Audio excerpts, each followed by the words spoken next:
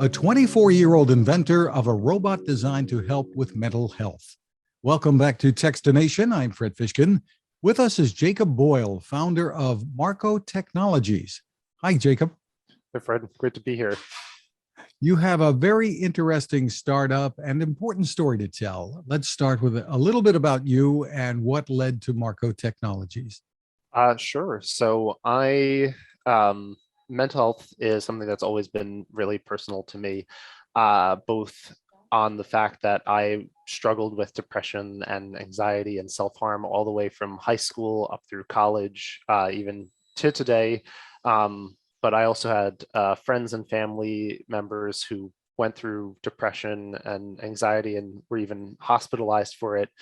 And it was really rough experience growing up because I had a really tough time getting the help I needed, especially in college. I was in and out of different therapists, and when I would go home for the summer, when I graduated, I just didn't really have anyone. And it was a lot. I mean, I still consider myself the lucky one, that I had people advocating for me. I had people that I could reach. Meanwhile, I had really people I was really close to who were also going through some really severe struggles with their mental health, depression, self-harm, even suicidal attempts. And they couldn't get seen by a therapist. They didn't want to get seen by a therapist because of immense amounts of stigma, or just thinking it didn't work for them last time.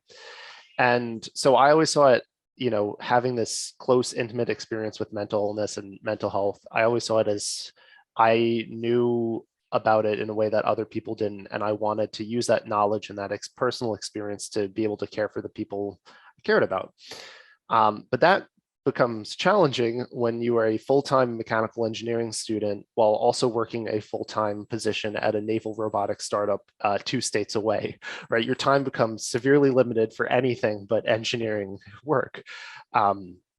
And so the challenge I faced was, how do I balance my time of doing what I want to do with my career, which is engineering and particularly robotics, with this passion and this knowledge of something that I considered very important, which was being there for the people I cared about for their mental health. And that kind of came to a head my junior year of college. And as if I didn't have enough on my plate, between all these full-time school, full-time job, and then trying to still be a compassionate friend and family member, my friend who helped initially found this company came to me about this business plan competition at our school. Top prize was $30,000. He said, "Oh, we have business people. We just need an engineer to go and make whatever product we come up with, and then we'll split the money 3 ways." And I thought, all right, fun little project. Let's give it a shot. But when we started looking for a product idea or service idea to bring out, what was weighing on me the most was, again, my time not being split between engineering and caring for the people I cared about, and how I was diving more into engineering than that. It was really weighing on me, and I started to think, what if there was a way I could use my career to do exactly what I want to do on my personal life, which is care for the people I know are struggling with severe depression and anxiety and loneliness and self-harm. And I thought, all right, how can we do this? So I started talking to counselors, we started talking to psychologists, and also these people who I knew were struggling. Clubs like To Write Love on Her Arms were really helpful for these communities on college campuses that had individuals who were going through these experiences. And I started to piece together what could help. If there was a way to sort of use technology to reach people who weren't being reached by care. And it was started to be known at that point. There were papers coming out, this was around early 2018, of technology applying things like cognitive behavioral therapy and different therapeutic interventions. But what wasn't really showing up, it was showing in these papers and in this research that it was effective, but what wasn't showing up was sort of the real world data showing that if these therapeutic interventions that were entirely app only were being given to individuals outside of a clinical setting, like if a student came up to a counselor and instead got a screen, they just completely shut it off because they said, I came here for someone to talk to, you gave me a screen or an app. It wasn't what people wanted. But if they did have that physical presence, if they did have that someone to talk to, quote unquote, something there that they could converse with or feel like it was an in-person present, whether that was even like a fake animal, a fake cat, or for instance, MIT had one study about a device called Huggable, which was like a teddy bear that they put speakers into. Suddenly that barrier of feeling like they were just, the client was being just given a screen to push buttons on an app, even if it was delivering the same interventions, that barrier went away and it led to better outcomes. And so that kind of combined research led to the idea of Marco, the mental health assisting robot companion, a physical robot that individuals, particularly young student age individuals struggling with depression, anxiety, and their mental health in general, could have that someone to talk to available 24/7. And in talking to these therapists and counselors, we started to figure out what methods, since we understood, okay, having that physical someone or something to talk to, that's what's most needed by these clients. What is the best, or what are the best types of interventions from the clinical side that it can then deliver? And so our advising counselors who have stayed on our advisory board through this whole process, they sort of laid out the groundwork for these are the different areas that would be most important. And we call that Marco's 5 objectives of care. Here's our little guy. So this is Marco. And the way Marco works is it's very conversation based. So Marco is voice activated. Unlike an Alexa or a Google Assistant, there's no wake word, right? Because people get kind of put off by the always listening aspect. And also we want to enable longer conversations that listening for short voice commands doesn't always work. So to talk to Marco, you can either hold a button in his hand to speak, or you can connect via phone or laptop and basically press a button on there in order to speak as long as you'd like as well. And we, like I mentioned, try to enable long conversations first. So similar to like what you might have with a friend, similar to what you might have with a counselor, just you're able to go on at length as much as you want about what's going on in your life. And Marco leverages AI to understand what thoughts, feelings, and behaviors are affecting you the most in that instant and provide personalized care around what works best for you. And since mental health is not a one size fits all, something works different for everyone, we split it out into basically 5 different categories, which we call Marco's 5 objectives of care. The first one is companionship. So since a lot of, especially younger individuals, don't necessarily react well to psychology-based activities only, like what they get in therapy, they react better to having friends around who can help cheer them up when they're feeling down, especially in lower risk situations. So the companionship does exactly that. It encourages pleasurable activities to build a habit of doing them on a regular basis. So that's anything from games, jokes, stories. My favorite, it's called the mental health scavenger hunt, which is basically a bunch of different wellness activities that you do and like check off like little goals. But other people might react better, especially if stress is what they're dealing with or anxiety, to relaxation activities. People love meditation, so that's something Marco can do. Or you like breathing exercises and muscle relaxations and sort of that physical stress training. Or maybe you also like being more proactive about dealing with your stress. So Marco has time management tools similar to what a therapist might suggest if someone's dealing with that kind of work or study related stress. If having a therapist or working with a therapist is something you're familiar with, that's where Marco's talk support module comes in. That's based on cognitive behavioral therapy. And again, it starts with that whole listening to you vent, listening to you talk like a counselor does. But then instead of just like a friend might do and say, oh, like, I'm sorry to hear all of that, let's go do something fun. Here's where Marco then asks the probing questions like a human counselor to dig deeper into thought, behavior, and feeling patterns, and then say, okay, I notice you're using this language a lot, which is disempowering to you. Let's do this psychology based activity in order to counteract that thought and make a habit out of it, similar to what a therapist tries to do, although maybe a little bit more elegantly than I explained it right there. For people who also like connecting their physical health to their mental health, Marco does have some biofeedback. So there's pressure sensors inside it to sense when he's being hugged. Some models have a heart rate sensor in one of the hands. There's a camera for facial emotion recognition, as well as like posture recognition, if for instance, for yoga, stretching, etc. And for individuals who are in a higher risk situation, in instances of suicide or self-harm, Marco will text message notify their emergency contacts of what's going on. But of course, if you're like a parent and you got this for your child, that's going to be a scary text to get. Your child has been having thoughts of suicide. This happened most recently yesterday. You don't really know what to do unless you're a trained professional or have experienced this before. So what Marco does is, if a client expresses these feelings or intents, Marco will stay with them and ask questions based on what's known as the Columbia Suicide Severity Rating Scale. It's like this globally accepted scale of recognizing how severe a suicidal intent is.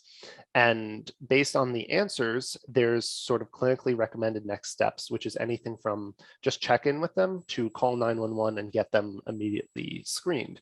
And after going through those questions, Marco will not only tell the user, okay, based on how you expressed what you're feeling to me, this is how severe you are, here's how I recommend you go ahead. It also then text messages the emergency contact saying, this is how this individual rated themselves, these are the recommended next steps. So they feel a little bit more confident in what they should do instead of just getting that scary text and not knowing where to go.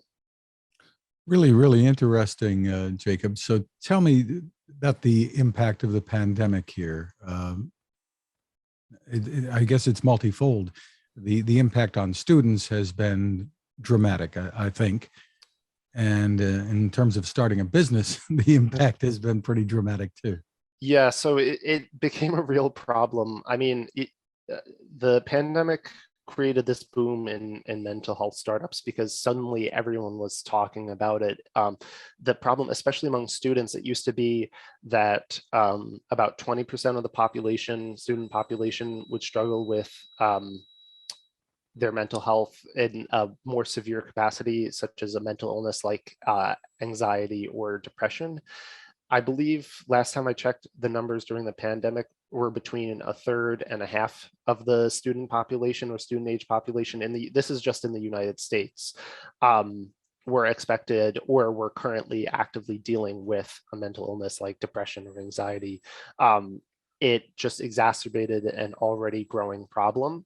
And the fact that school-based services such as in-school counseling were shut down or moved to virtual. I mean, some of these counselors we talked to at colleges that we worked with were saying students were calling from their garages because if their parents knew they were on a teletherapy session, they would get in really bad trouble or get pulled out of the session or even beaten or whatnot. Just a lot of new barriers came up that were not there pre-pandemic, let alone the stress and fear and panic caused by the pandemic itself. Meanwhile, on our end, this was sort of our time that we needed or still need to be able to get out there to these younger individuals. But not to beat a dead horse, but supply chain has been disastrous. And that's part of the problems with having a physical, aside from a digital only product. We do have an app version of Marco, which is available on all major platforms and on the web, but its impact is significantly less, even though it's near identical to the robot. This is kind of what I was talking about, that people are looking for that in-person experience. If they just have an app or a screen in front of them, it's really not the same. And whether or not people are going to outwardly say that, that's kind of been proven by our own internal research as well as studies done again and again. So even though we are reaching people, we have a few thousand people on the app through our partners and individual downloads. It's been a challenge getting the real Marco out to people because of the supply chain, because early in the pandemic, the New Jersey Health Foundation basically told us, don't ship this. We don't know if it could easily transmit COVID and infect more people. So it has been a challenge, but thankfully things are starting to open up now, and we're finally starting to grow and be able to have the kind of impact we've been looking for these past few years. Tell me a little bit about the design, what went into it, and the reasons for it. Sure. So we tried following basically what people were looking for. We had, when coming up with the initial design, we surveyed several hundred students across our campus, and we also put out Facebook ads sort of throughout the US, and got several hundred responses, sort of giving inputs of, once we narrowed down that, yes, having some kind of a physical robot idea was good, what would the best thing look like? And so things like having the screen, having different outputs like headphone jack and whatnot, having the expressive face and motors in the head, and what size should it be and what materials should it be. Those were all based on user research. And we took all those inputs, brought it to an industrial design firm called Creative Engineering, and said, here is basically all of our user research. And at that time, we also had a prototype. It looked nothing like this. It was this little blue frog looking thing. It wasn't supposed to look like a frog, but that's just kind of how it ended up. And we said, this is what the original one looked like. These are all our user inputs. Can you come up with some concept sketches? And they came up with about 9 or 10, some of them a little bit more robotic, some of them a little bit more animal looking, some of them looking like this. And we then took those concept sketches, brought it back to those users we did the research with, and found the optimal design that was neutral enough that no one found it offensive, or especially clients might be on the spectrum and you don't want to overly visual stimulate them.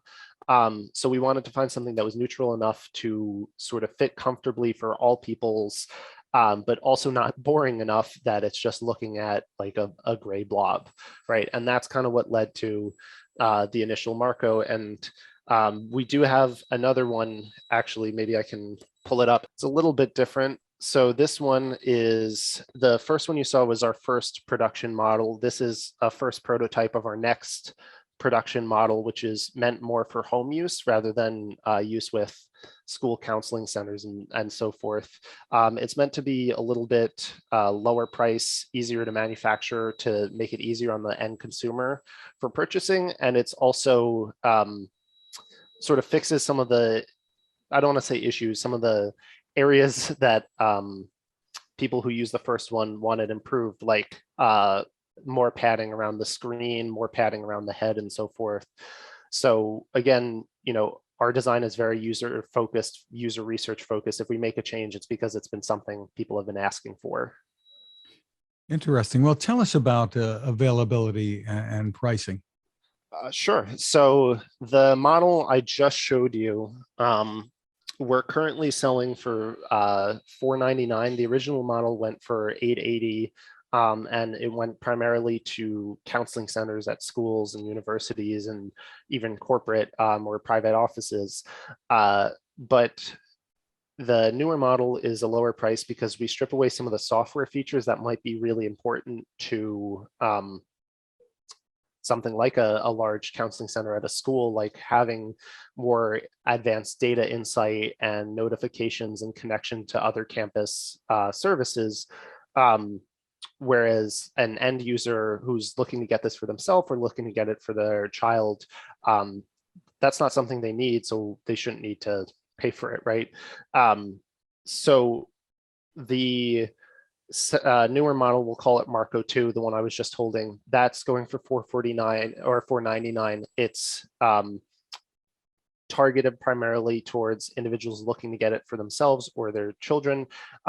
We actually have some more stock coming in. It's been slow because a lot of the computer chips that go into a Marco are really high demand out in the market. It's hard to find. Some of them have lead times of over 2 years, or there's scalpers reselling them through non-authorized distributors for like quadruple the price. And we really want to try and keep Marco's price as low as possible. We don't want to have to gouge our prices just because someone reselling a hardware controller is gouging theirs.